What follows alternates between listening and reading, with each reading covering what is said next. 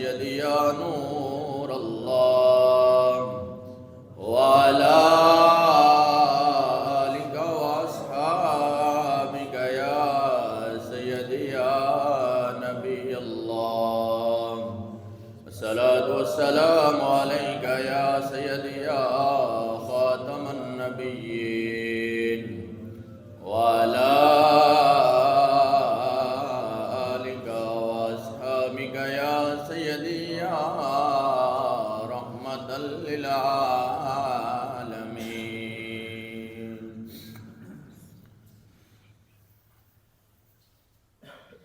وہ جو چاہے چاند کو توڑ دیں انہیں اختیار دیا گیا. وہ جو چاہے چاند کو توڑ دیں انہیں اختیار دیا گیا. وہ پھر اس کے ٹکڑوں کو جوڑ دیں انہیں اختیار دیا گیا. وہ پھر اس کے ٹکڑوں کو جوڑ دیں انہیں اختیار دیا گیا. جو علی کی عصر قضا ہوئے تو وقت پر ہی ادا ہوئے. جو علی کی عصر قضا ہوئے وہ وقت پر ہی ادا ہوئے. چھپے آفتاب کو موڑ دیں انہیں اختیار دیا گیا.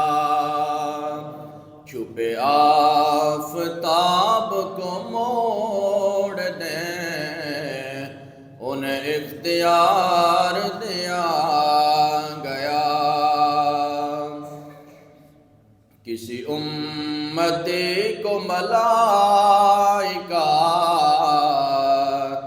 سزا کے لیے جا رہے تو پکڑ کے خلد کو موڑ دیں انہیں اختیار دیا گیا. وہ جو چاہیں چاند کو توڑ دیں انہیں اختیار دیا گیا.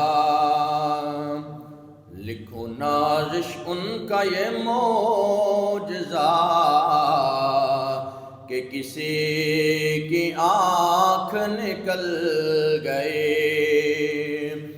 لکھو نازش ان کا یہ معجزہ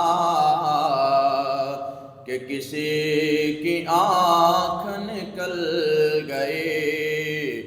تو لعاب پاک سے جوڑ دیں انہیں اختیار دیا گیا.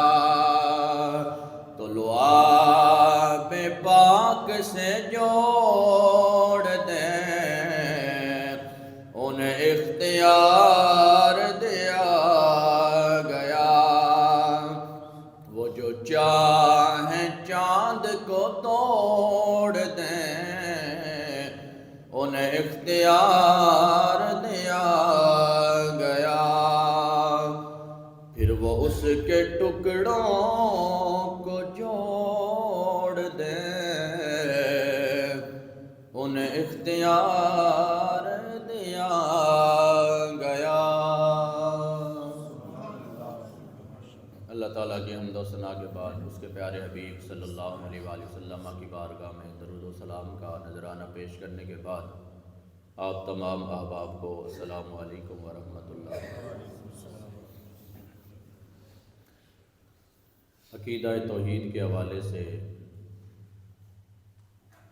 پچھلے جمعے ہمارا موضوع تھا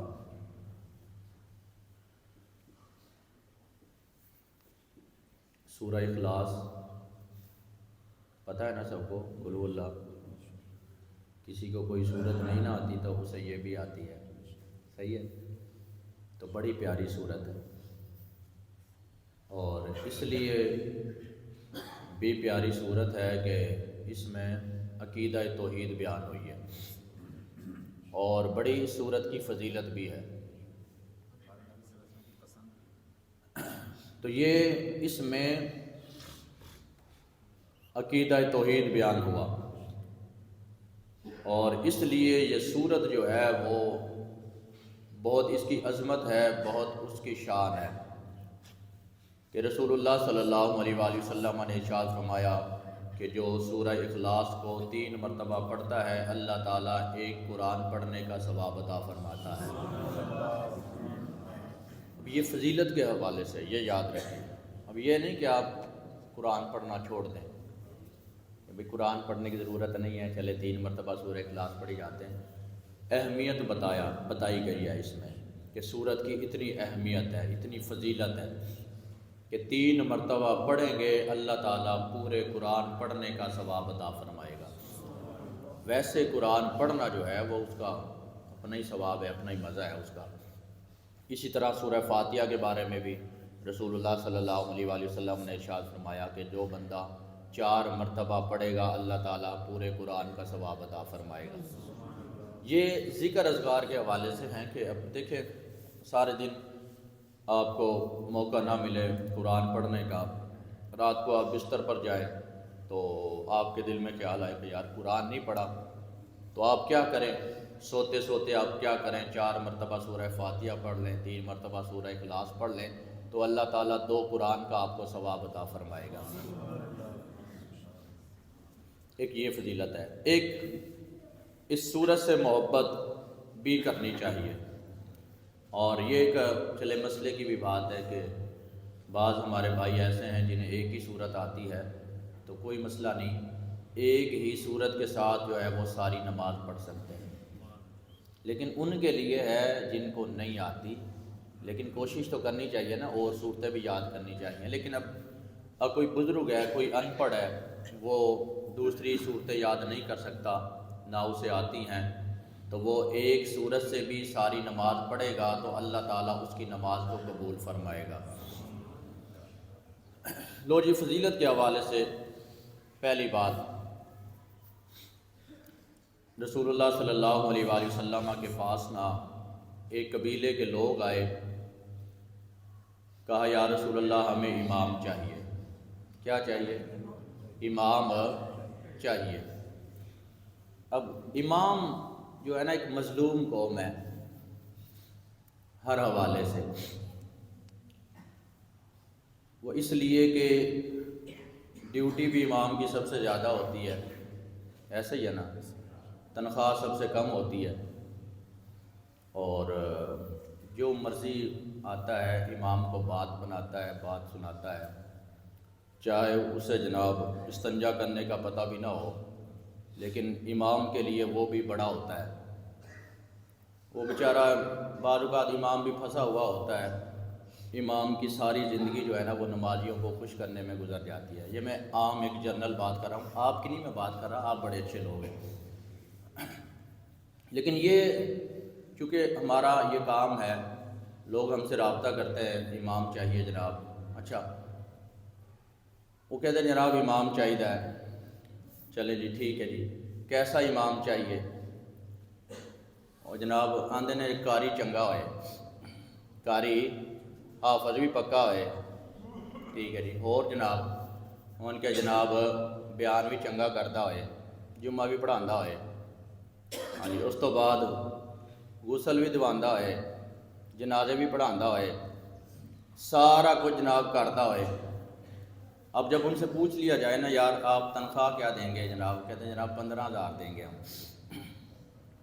تو میں نے ایک بابے سے کہا، میں بابا جی اسی جناب تانوں 30,000 دینے ہیں، تسی یہ سارے کام کریا کرو. یار کوئی یہ بات ہے بتائیں، 15,000 میں کسی کا گھر چلتا ہے؟ چلتا ہے گھر؟ نہیں نہ چلتا. اور کبھی آپ مختلف سٹرائکس دیکھتے ہیں، مختلف احتجاج دیکھتے ہیں، کبھی امام نے کیا ہو، کبھی انہوں نے کہا کہ یار ہم تو نہیں نماز پڑھاتے، ہماری جناب تنخواہ۔ یہ سب سے آپ کو شکر کرنے والا طبقہ جو ملتا ہے وہ علماء کا ملتا ہے۔ کبھی کسی کے سامنے ہاتھ بھی نہیں پھیلاتے اور کبھی کسی کے ساتھ کوئی گلہ شکوہ بھی نہیں کرتے۔ تو کہنے کا مطلب یہ ہے کہ یار امام جو ہے وہ 24 گھنٹے کا ملازم ہوتا ہے کہ نہیں ہوتا؟ اور جو آپ کا 8 گھنٹے کا جو ملازم ہوتا ہے نا، وہ اس کی 1200 روپے دہاڑی ہے ایسے ہی ہے نا؟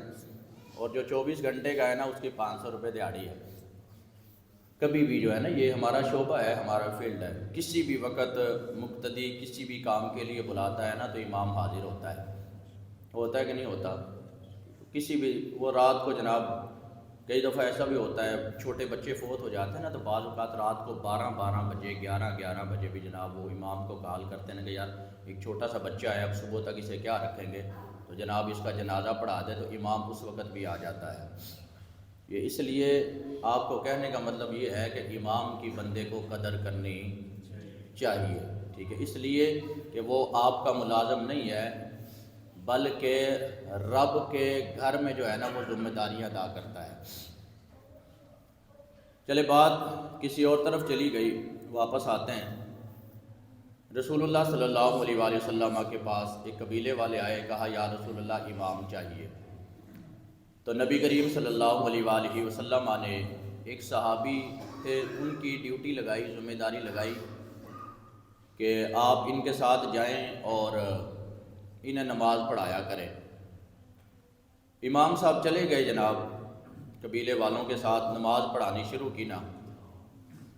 تو اب جب بھی کوئی نماز ہوتی، مغرب ہے، عشاء ہے، فجر ہے، آپ کو پتہ ہے ان تینوں میں قرات ہوتی ہے، باقی میں تو قرات نہیں ہوتی، تو امام صاحب نا ایک ہی سورت پڑھتے، اس کا نام سورہ اخلاص ہے۔ یہ بڑی پیاری بات ہے، آپ کو سنیں گے مزہ آئے گا پڑھانا آپ کو۔ اب جناب انہوں نے ایک دن دیکھا، 2 دن دیکھا، 3 دن دیکھا کہ جناب جس دن سے ہمارے یہ امام آئے ہیں، کوئی بھی نماز پڑھاتے ہیں تو سورہ اخلاص ہی پڑھتے ہیں۔ تو اب اگر ہمارے یہاں پہ ہوتا نا تو جناب اسے تو نمازی ڈراتے دھمکاتے، ٹھیک ہے؟ کوئی بابا اٹھ کے کہتا بھائی حافظ صاحب تمہیں کوئی اور صورت نہیں آتی، لیکن دیکھیں ادب کتنا ہے۔ انہوں نے نا اس امام سے کچھ نہیں کہا۔ کچھ دن انہوں نے دیکھا کہ جناب امام صاحب جو ہے نا، یہ میں حدیث سنا رہا ہوں، یہ میں کوئی قصہ کہانی بھی نہیں آپ کو سنا رہا۔ انہوں نے نا کچھ دن دیکھا کہ امام صاحب جب بھی نماز پڑھاتے ہیں نا، سورہ اخلاص قل هو اللہ پڑھتے ہیں، تو کچھ دن بعد وہ نا نبی کریم صلی اللہ علیہ وآلہ وسلم کی بارگاہ میں حاضر ہوئے، کہا یا رسول اللہ آپ نے جو امام دیا ہے نا، تو وہ جب بھی نماز پڑھاتا ہے وہ ایک ہی سورت پڑھتا ہے، وہ سورہ اخلاص ہے۔ تو نبی کریم صلی اللہ علیہ وآلہ وسلم نے کہا امام صاحب کو بلائیں۔ امام صاحب آئے نا، تو نبی کریم صلی اللہ علیہ وآلہ وسلم نے پوچھا کہ کیا یہ جو قبیلے والے کہتے ہیں آپ کے بارے میں یہ بات ٹھیک ہے کہ جب بھی آپ نماز پڑھاتے ہو سورہ اخلاص ہی پڑھتے ہو؟ تو اس نے کہا یا رسول اللہ بات ٹھیک ہے، جب بھی میں نماز پڑھاتا ہوں میں تو سورہ اخلاص ہی پڑھتا ہوں۔ تو اب نبی کریم صلی اللہ علیہ وآلہ وسلم نے کہا کیا آپ کو کوئی اور صورت نہیں آتی؟ تو کہا یا رسول اللہ مجھے اور صورتیں بھی آتی ہیں۔ تو پھر پوچھا کہ جب آپ کو اور صورتیں بھی آتی ہیں، آپ اور صورتیں پڑھتے ہیں، تو آپ اسی صورت کی تلاوت کیوں کرتے ہیں؟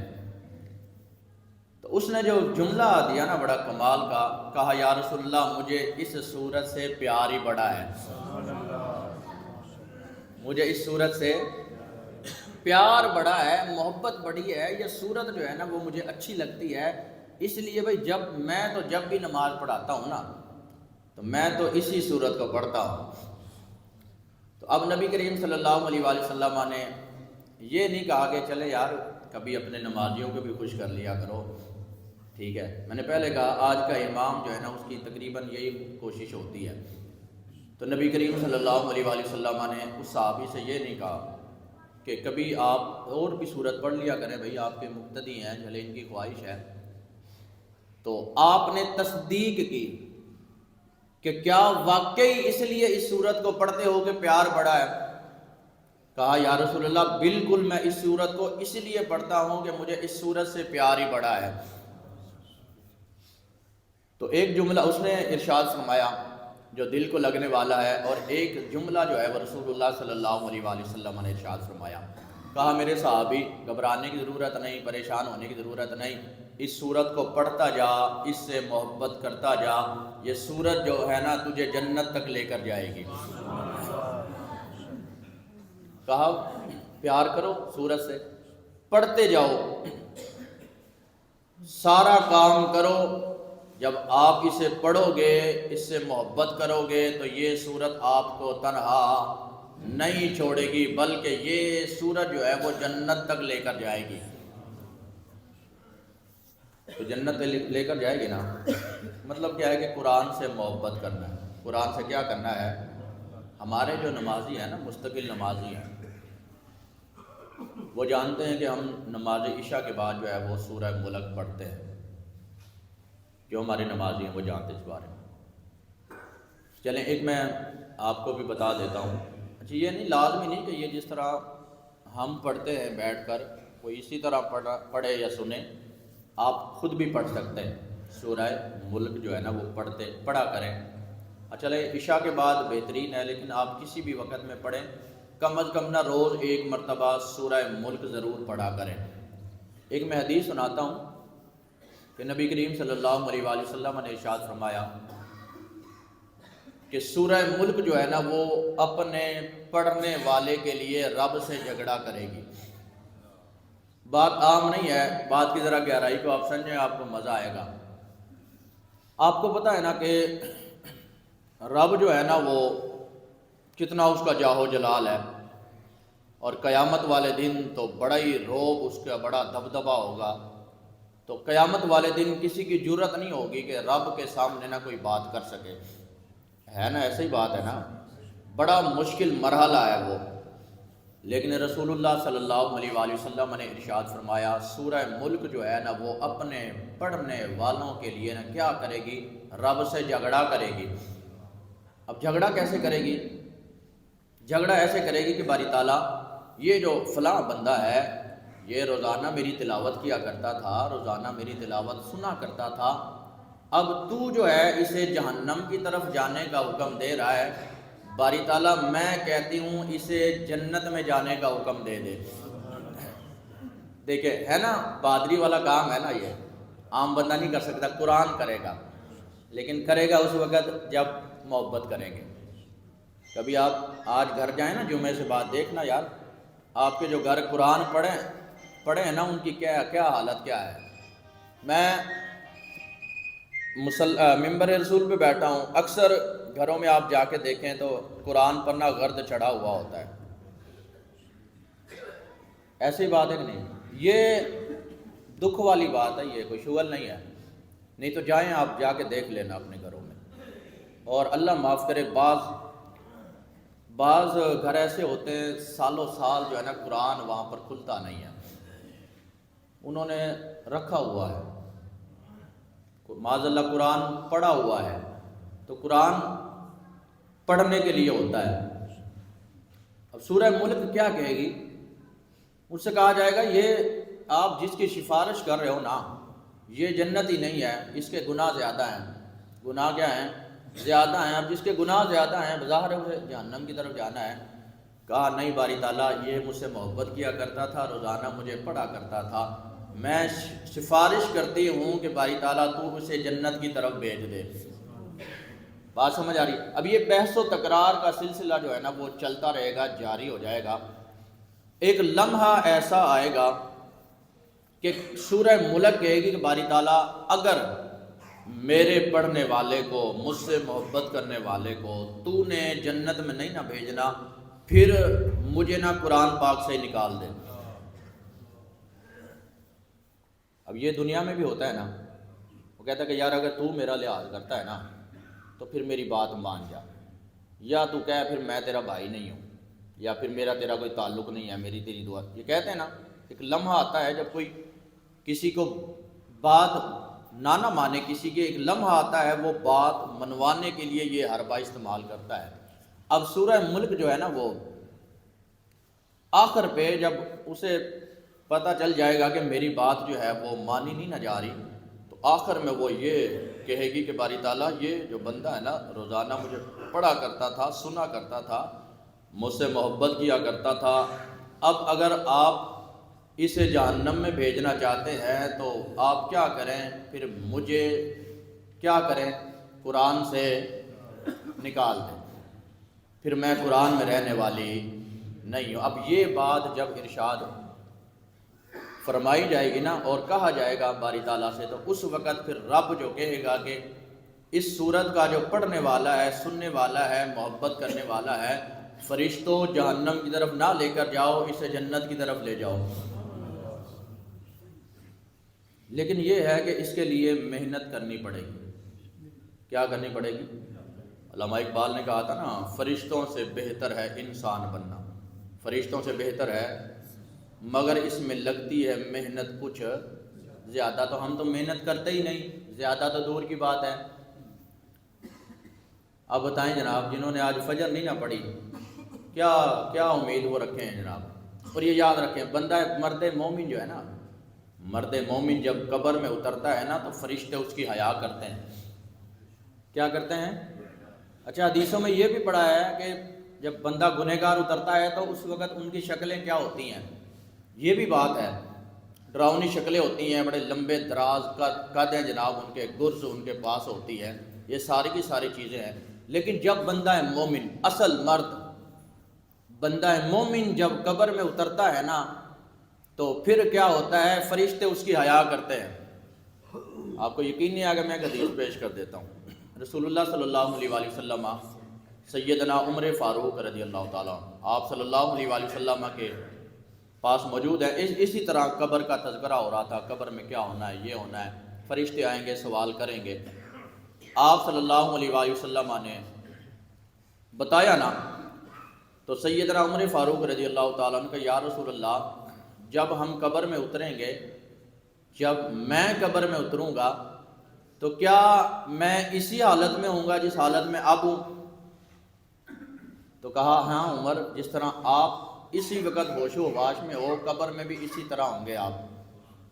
تو کہا یا رسول اللہ، پھر میں فرشتوں کو دیکھ لوں گا، فرشتوں کو دیکھ لوں گا۔ اب یہ دیکھیں، بندہ مومن جو ہے، اس کا مطلب یہ تھا کہ سیدنا عمر فاروق رضی اللہ تعالیٰ عنہ نے کہا کہ اگر اس وقت ہم ہوش و حواس میں ہوئے تو پھر ہم فرشتوں کا ہمیں کوئی مسئلہ نہیں ہے۔ اس سے پتہ چلتا ہے کہ بندہ مومن جو ہے نا، وہ مرد مومن جو قبر میں اترے گا نا تو پھر فرشتے اس کی حیا کریں گے، نہ کہ اسے ڈرائیں گے۔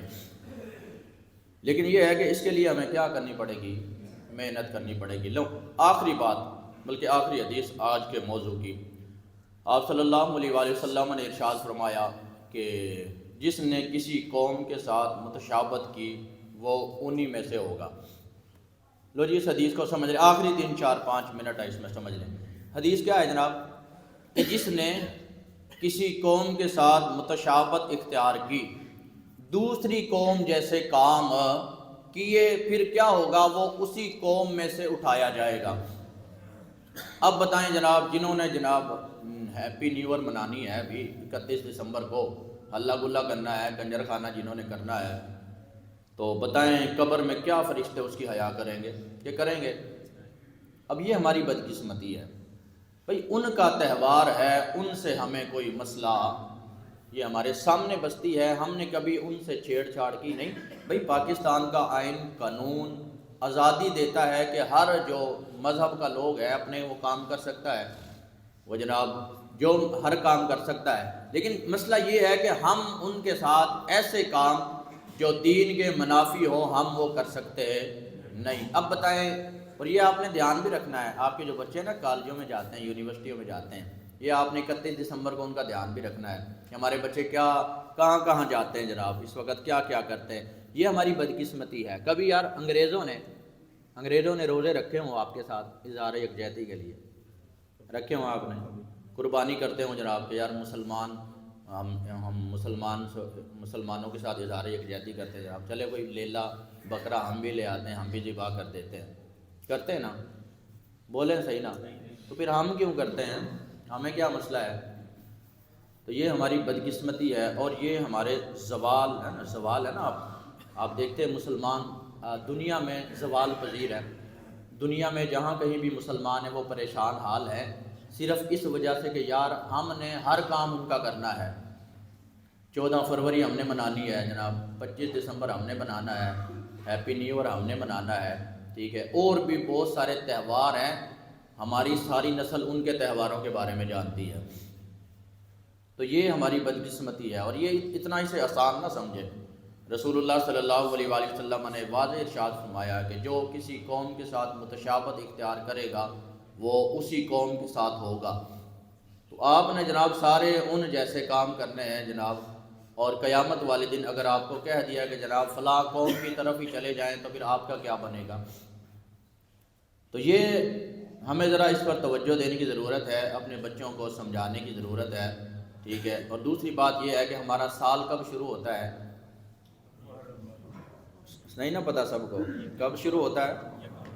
محرم الحرام سے ہمارا، وہ ہمیں پتہ نہیں ہے، ٹھیک ہے، اور اس طرف ہم چلے جاتے ہیں۔ ہمارا ویسے بھی سال جو ہے نا وہ محرم سے شروع ہوتا ہے، ٹھیک ہے۔ تو یہ ایسی خرافات جو ہے نا ہمیں بچنا چاہیے، اور اپنے بچوں کو بھی جو ہے وہ بچانا چاہیے۔ یہ اس لیے کہ یہ ہمارے لیے مسئلے مسائل ہوں گے اس وقت جب ہم قبر میں جائیں گے، جب حشر میں۔